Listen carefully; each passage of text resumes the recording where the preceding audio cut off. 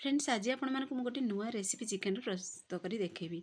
प्रथम किसी आम चिकेन नवा से अल्प टे दही रेड चिली पुणी अदा रसुण मसला गुंड हलदी गुंड स्वाद अनुसार दबा लुण पुणी 2 चामच कॉर्नफ्लोर 2 चामच आरोट एड कर भलसे मिक्स करदे। आपने भावुवे जे मु चिकेन पकोड़ा प्रस्तुत करछि किंतु चिकेन पकोड़ा नुह। फुल वीडियो को वाच करंतु। प्रथम गोटे गिन्ने दही नवा chilli sauce tomato sauce soya sauce add करवा पुणी गरम मसला एड करदे हलदी एड कर भलसे मिक्स कर आम साइड रखीदे।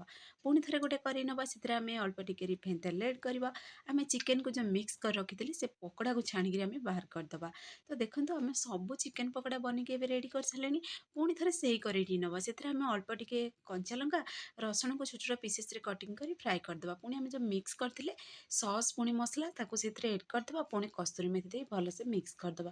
लास्ट आम चिकेन पकोड़ा को एड करदे। फाइनाली आम चिकेन 65 रेसिपी प्रस्तुत हो सारी। आपण मैंने लंग वीडियो देखा चाहूँ तले थे वीडियो ऑप्शन क्लिक करूँ